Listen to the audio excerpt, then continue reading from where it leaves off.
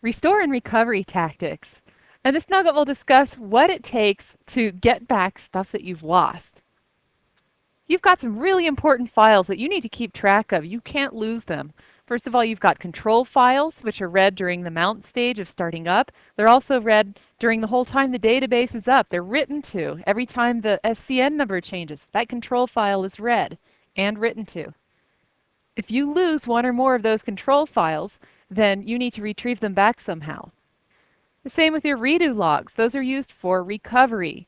For example, if one of your data files goes bad, well, you need to restore that data file and then apply redo logs or archived redo logs. There's ways of getting those back. And then we have the data files themselves. Now we talk about non-critical versus critical data files. An example of a non-critical data file might be your users table space. Maybe you have some data on there that you need. Now you might say, yeah, that's my critical data, but it's not the system table space data files. It's not your undo table space. We're going to use RMAN as our tool to recover these data files back, as well as recovering table spaces. And then we'll cover tuning and monitoring recovery, because recovery might take several hours, and you want to know where you are during that process. So we'll look at some data dictionary views.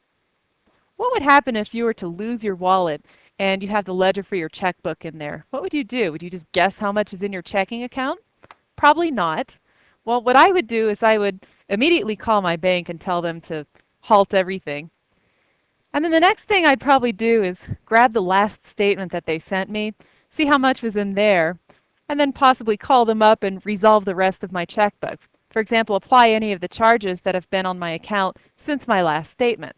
The process of getting your last statement, well, that would be restoration, whereas applying the rest of those transactions, that would be known as recovery. Now, what if you called up that automated system for your bank and you try to do that recovery process and the little voice says, "We only have the first 10 transactions." Well, you could apply those first 10 transactions and then after that, well, you're out of luck. That would be known as partial recovery or incomplete recovery.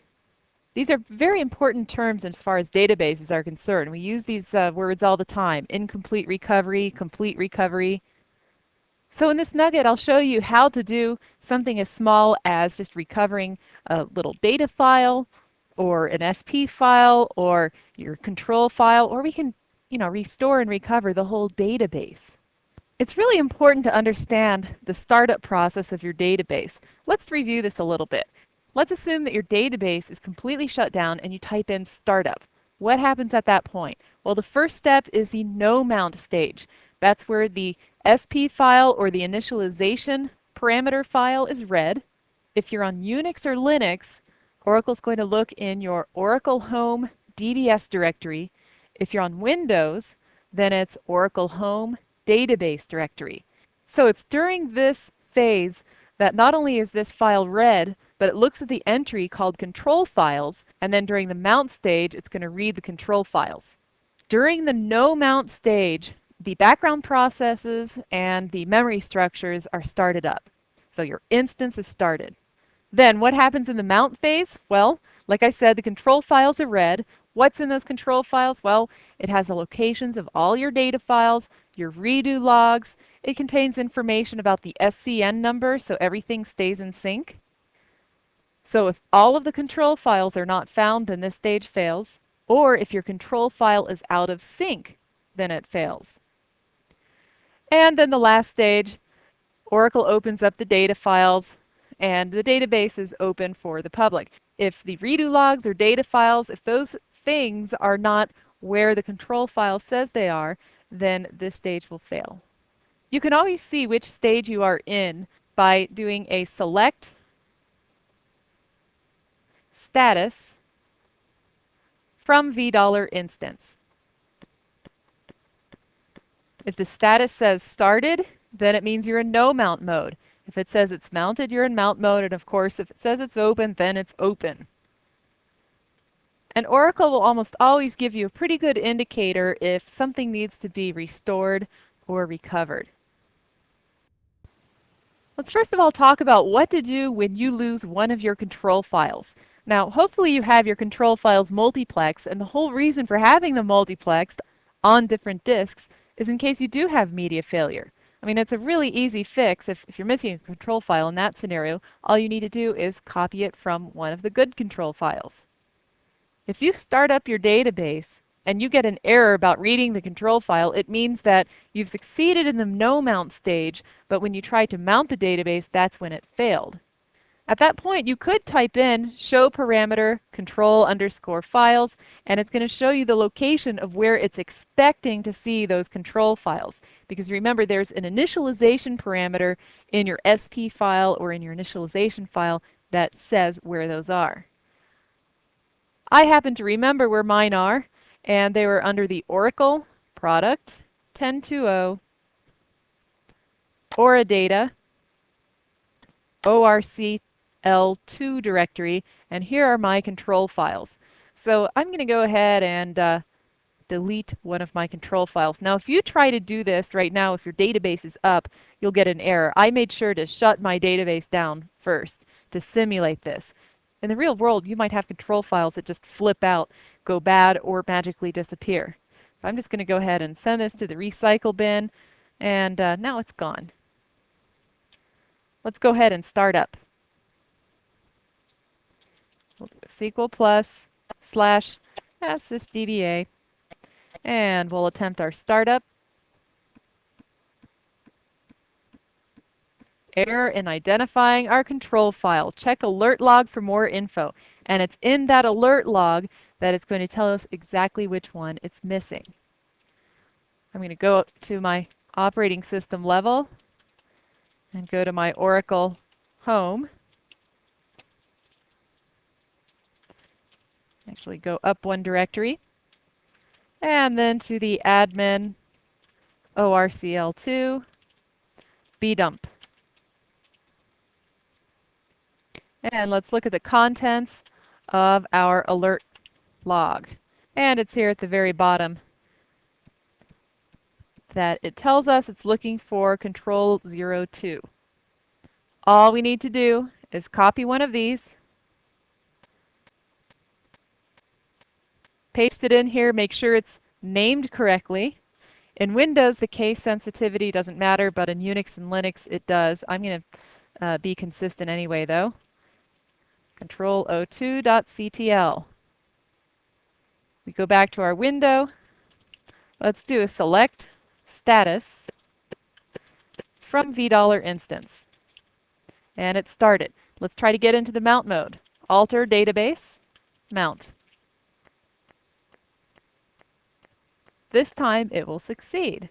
Okay, so our database has been altered. Now we can do an alter database, open. And we're good to go. Okay, now that wasn't too difficult, but what happens if you lose all of those files? Oh my goodness. The good news is that you can create a control file from scratch. The better option is every time you change the structure of your database, for example, adding a table space or a data file or dropping table spaces or data files, you want to back up your control file to trace. What that does is it creates a text file, it's actually a trace file, with a couple commands in there on how to reset your control file. And included in there are some pretty detailed comments. The way we back up our control file is we can say alter database, backup control file to trace. Now if we issue our statement just like that, then it will create its own cryptic little default name for it. It's better to use the as keyword and specify the full path of where you want this to go. And it doesn't even have to be anywhere in the Oracle home directory. Just remember where you put it. I'm going to go ahead and put it right here. I'll call this control backup.sql. And our database is altered. Let's take a peek into that file. It's under Oracle product. There it is. Okay, like I said, lots and lots of comments. Let's scroll down to the description here. It says below are two sets of SQL statements. One is to create a new control file and use it to open the database. One of them uses no reset logs, the other one uses reset logs. If you're missing your online logs, then you'll want to use the reset logs. If you have your online logs, then you're fine and just say no reset logs. Okay, so we scroll down a little bit more, and here is the create statement. We have our startup mount. Well, you're already in that stage. Create control file. The reuse keyword means that if the control file already exists, then go ahead and clobber them, reuse them. If you leave out this reuse keyword and those files exist, then you'll get an error. So it's best to keep that keyword in there. And we're in archive log mode. And just general information about our database. Here's our 3 log files and their locations and their size. Here's just a little comment saying you might want to have information about your standby log file if you're dealing with a standby database. That's really out of the scope of what we're doing for right now. And then your data files and your character set. So what I would do is just highlight what you need, copy it, put it into another file, and then execute this statement to recreate that control file. This statement will also put your database in the mount mode. I'm just going to get rid of all this stuff up here and all this garbage down here. And I'll go ahead and save this. Now let's shut down the database.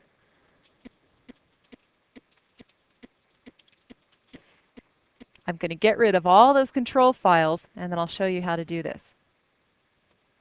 Our database is shut down. I'm now going to remove all 3 of these. Let's go ahead and start up our database. We'll get an error on that control file, and we're going to execute our script. Now keep in mind our script earlier had a space right before the data file. Get rid of that empty space, otherwise you might get an error. Let's go ahead and run our Oracle product control backup. And our control file was created. Let's see what state we're in. Select status from $V instance. Mounted. Okay, good. So now everything's hunky-dory. We can do an alter database open. If you didn't have a backup control file to trace, you could really get in some hot water. However, look how simple this is. I mean, it is just a text file. You could go to the OS level and see which data files are out there, and hopefully everything's according to naming conventions, and you could recreate this. But there is more room for error if you do that. How do you recover when things go wrong with your redo logs or your archive logs? Well, let's first of all review what these are used for. Up here in our diagram, we have our SGA, and remember the 3 required memory structures are your buffer cache, log buffer, and shared pool. Now, your log buffer is used to cache any changes you've made to the database. And eventually, these will get written out to the redo logs by the log writer process. And remember, this log writer is going to write to the redo log groups in a circular fashion. So it'll first, let's say, write to this group 1 right here. When these are filled up, then it starts on these, and then so on, and then it goes back to square 1 again. If you are in archive log mode, then as soon as one of these fills up, it's going to get written to an archive log. And these will get written to in a sequentially numeric system. For example, as soon as one of these fills up, it might write to archive log 15. You can give it your own custom name, give it a format that you want. And then as soon as one redo group is finished, then it will go on to the next one and fill up the next archive and so on. So you might end up with quite a few archive logs. The size of your archive logs are going to be the same size as your redo logs for obvious reasons. So if you are in archive log mode, you can recover from bad things happening like data files going bad. Let's look at this chart real quick. Let's say back here at this point in time, we perform a full backup. And then your system's working just great until, boom, we get to this part where perhaps your media goes bad. Maybe your user's data file went bad. At that point, you're going to have to restore the backup of that file. So it would be from this point in time. So that restoration process is putting the file here at this point in time actually back to this point in time. So you're going to use the archive log files to get back up to where you need to be. We call this process applying the archive logs. So actually, you're going to be applying archive logs all the way up to here, and then when you get closer, then it will find the most current redo logs, the ones that haven't been archived yet. What happens if you try to perform recovery and you get up to a point right around here, and then all of a sudden you have an archived log that's missing? Uh-oh, what are you going to do then? Well, hopefully you have your archive logs backed up. So you could use your RMAN to find the backup of the archive log that you need. So that's the whole purpose of backing up our archive logs. Other minor things can go wrong too. For example, one of these redo logs might go corrupt. I mean, the whole purpose of us mirroring these redo logs is so that if one of them goes bad, we have some redundancy. So let's say if this redo log here went bad, all we'd have to do is drop it and recreate it. If you don't have a backup of the archive log that you need, then you'll have to perform what we call incomplete recovery. That means that you're applying archive logs up until the point where you can no longer do that, and then that's going to be the state of your database or data file, depending on what it is that you're recovering. At that point, you would also have to reset your logs. It's really an ugly scenario because you're losing all this information between here and here. Let's dig into our data dictionary to see what logs are current, which ones are active, in other words, which ones will be needed for recovery, and which ones are inactive. And we can also see the size of our redo logs because sometimes your checkpointing is occurring too often and you might want to increase the size of your redo logs. There's two views to look at. There's $log, which tells us information about the groups, and then there's $log file, which actually gives us the member names. And so we can do a join on these two tables and get some pertinent information out of there. For example, we can say, okay, let's grab the group number and the member name, as well as let's grab the status and the size. Now I had to fully qualify the group number and the status because those columns are in both views. So we say from $log, we'll give that a table alias of A, and $log file B, where A dot group number equals B dot group number. And let's do an order by 1, so order by the group number. Okay, so here we go. We've got 6 redo log files. We've got 3 groups, groups 1, 2, and 3 right here. Our current group, in other words, the group that's getting written to, is group 3. And groups 1 and 2 are inactive, which means if for some reason these would get clobbered, you would still be okay. I mean, you wouldn't be losing any pertinent information.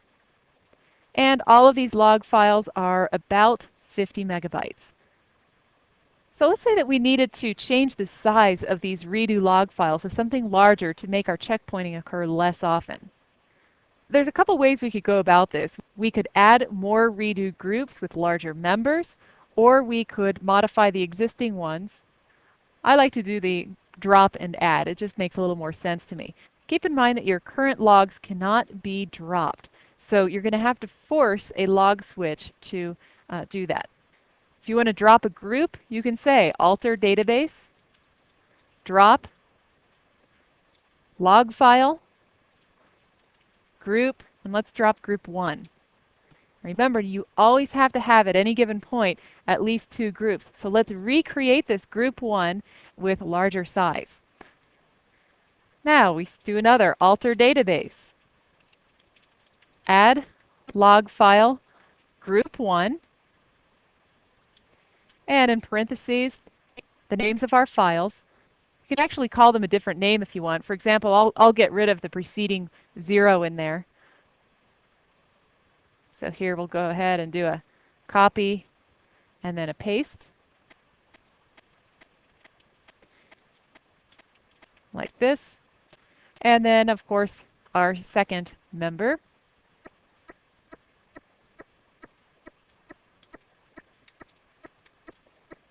And we must give a size. So we say size. Let's make ours 75 megabytes. Let's do the same thing with group 2.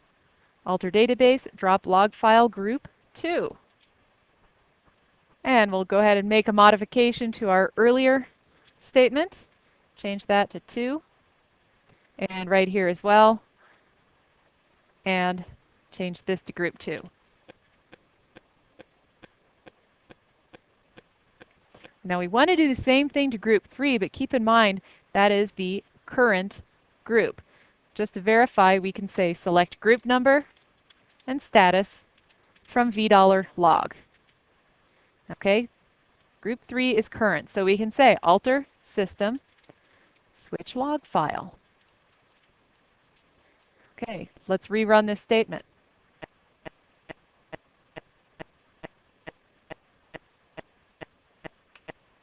You'll see now that group 1 is current, 2 is unused, 3 is active. Once again, we're going to drop that group. So we've got a problem here. We want to do something with this group 3, but it's active. And we get this error saying, hey, log 3 needed for crash recovery. How are we going to force this to the archive logs? Well, we do an alter system, switch log file a few more times until it makes the full loop through.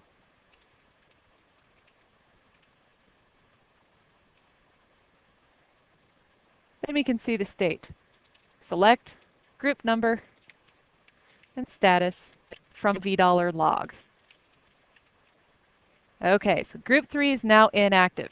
At this point, we can drop the group.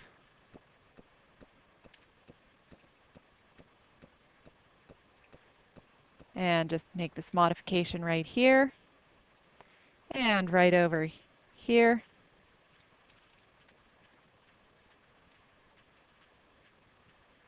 And right over here. Voila, we're finished. Keep in mind that what we just did could be used not only for recovery of your redo logs, but also for renaming or resizing. Other things we can recover from. Let's talk about non-critical data files. You're probably wondering, well, aren't all data files critical? Not necessarily. For example, if you've got a temporary table space, remember that's just used for sorting when you don't have enough space in memory. So there's really not critical data in there. So with a temporary table space, you would simply drop the table space or drop the data files and then re-add them. And we already covered the syntax for that in our table space nugget. Let's talk about something else though. How about your undo table space?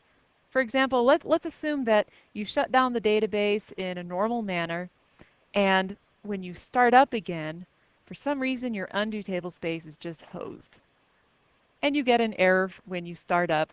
How are you going to recover from that?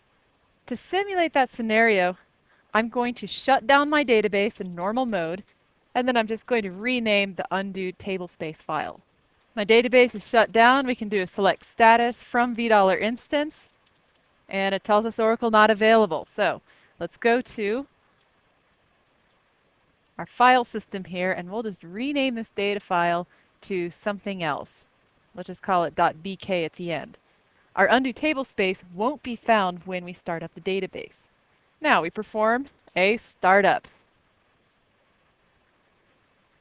Everything looks good so far. We're in the no mount stage. Database mounted, and then when we try to open it, it says, hey, can't find data file %s. See database writer trace file. We can look at our alert log, which I already had opened, and here's the very bottom of it. And here it's saying, hey, can't find this undo table space data file. We are using automatic undo management, which is a problem right now because it can't find the undo table space. So instead we can use the manual old style rollback segments. The way we do that is alter our initialization parameter to use that. Let's look at our parameters regarding undo information. So here it says auto. We want to change that to manual and also make the scope equals SP file and then bounce the database. So alter system set undo management equals manual scope equals SP file. And now shutdown immediate. And now startup. We're still getting this error for a good reason. the control file is pointing to this undo data file, and so we need to get rid of that. We need to do an offline drop of that file. So going back to our alert log, I'm just going to go ahead and copy the name of this file. And now we'll do an alter database, data file, and then the name of it, and an offline drop. I've got an invalid character, not a big deal, we can fix that. So that was fixed, and at this point we can simply go into the open mode. Alter database, open. We're now open for business, however we're still using the old style rollback segments. We want to change back to the new style undo segments. We now want to create an undo table space, so we'll say create undo table space, we'll call it undo. Our data file, let's call it something slightly different. We'll just call it undo01.dbf, and let's give it a size. The last thing we want to do is then change to automatic undo. Alter system, set undo management equals auto, scope equals SP file. And then we bounce our database. Shut down, immediate. Okay, it was shut down. Now we just perform our startup. Our database has been mounted now, and now it's open.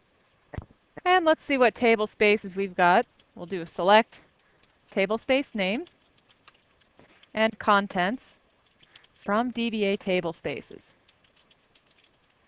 And you'll see that we actually have two undo table spaces because we added this extra one here. If we say show parameter undo, you'll see that it's that old one that's still active. We want to switch that out, so we simply say alter system set undo table space equals undo. And do another show parameter undo to see that it has been changed. Now at this point, since this undo TBS1 is no longer active, we can drop that table space. Drop table space undo TBS1. Now at this point, since the undo TBS1 table space is no longer the active undo, you could go in and drop it. You might have to wait until some transactions to commit a rollback, but eventually you would be able to drop this one. Now the fun part, recovering critical data files. Critical data files are those that belong to your system table space or any data that you actually care about. This is where we get to use RMAN. So I'll launch RMAN and I'll say catalog, and it's RMAN at RMAN, and we're tapping into our target database. That's for our password.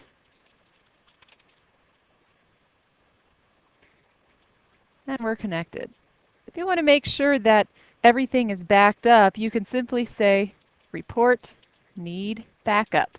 This will tell you of any data files or archive logs that need to be backed up for you to perform restoration and recovery. If it comes back with nothing, then that's a good thing. Well, for obvious reasons, it came back saying, hey, you need to back up that undo01.dbf. So let's go ahead and back it up. We say backup data file, and then in quotes, the name of the data file. That's pretty easy. Copy and paste. And let's do the report need backup once again. Nothing came back, so we are good. We're now going to simulate a data file going bad. Now to do this, let's just go ahead and rename one of our data files. But before we do that, let's shut down immediate so Oracle doesn't hold a lock on that file. Database is closed and now dismounted and shut down. And now we're in our directory that contains our data files. Let's rename our users01.dbf. Let's just tack on a .bk.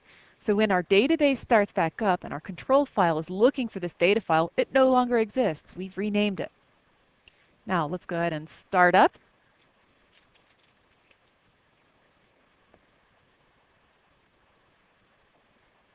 And this is the error that we're looking for. Cannot identify or lock data file number 4. What we need to do is go to RMAN, perform a restoration, and then a recovery. RMAN, catalog, user RMAN. There we go. And now let's connect to our target database, which is ORCL2. This is where we can say restore data file 4. Or if you want to say restore data file and in single quotes the name of the data file, you can do that as well. Didn't take very long because that was a pretty small data file. In a real production environment, this could take a long time. Now we recover data file 4 to bring us back up to speed.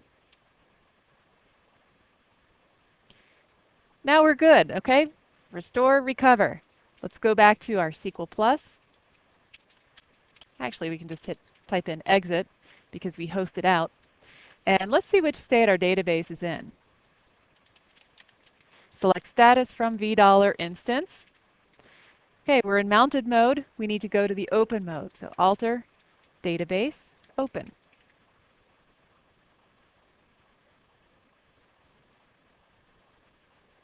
And our database was altered. So if this happens to you with your system table space, you do nothing different.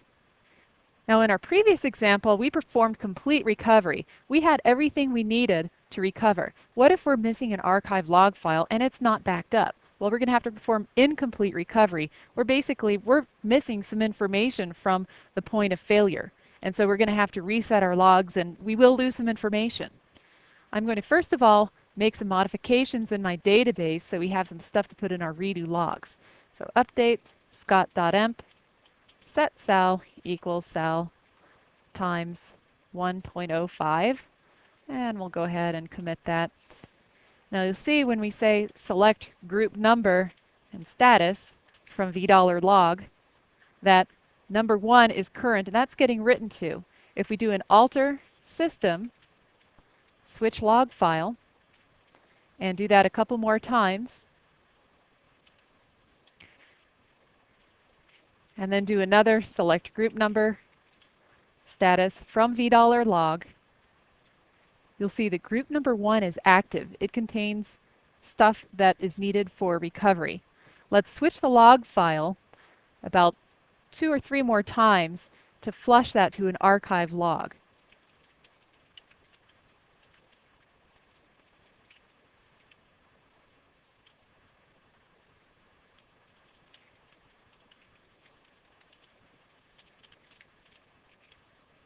Okay, you'll see that there's nothing active in here.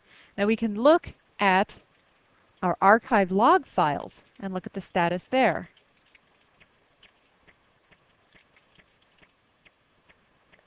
Quite a bit of information there. We can make the formatting look a little better. And the status here, when it says A, it means it's available. We can then go into our recovery area, our flash recovery area.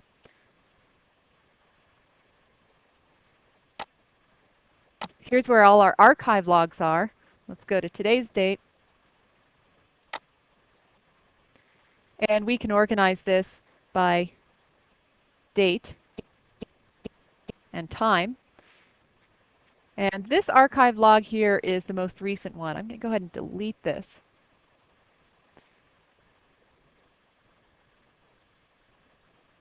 And then we'll perform incomplete recovery.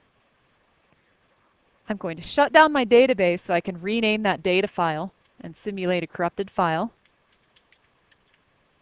Okay, our instance is shut down. Now here's our data file. Let's rename it. Let's just put a .bk at the end. And perform startup.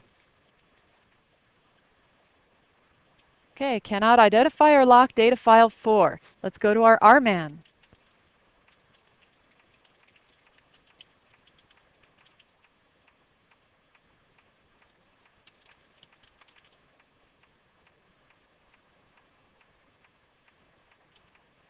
And let's attempt to restore data file 4. This will be fine. It's during the recovery process that it's going to croak.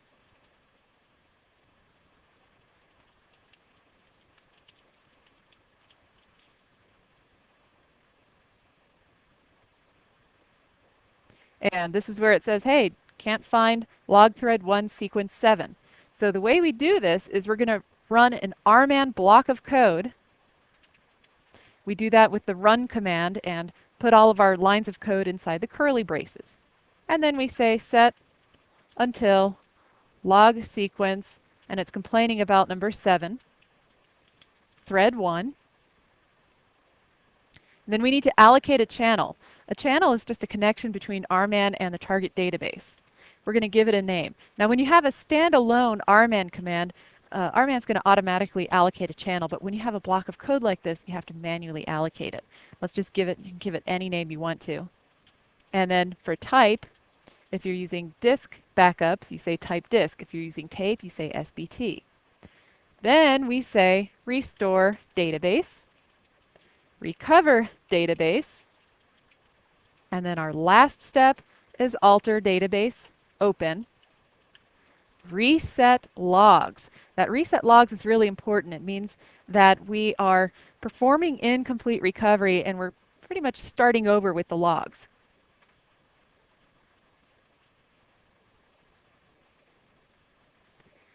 Now, when we're restoring the whole database, this might take a while. I mean, you might be dealing with a production database that's in the petabytes or terabytes. Fortunately, mine is a really small one. Okay, our restore is complete. Now it's performing the recovery.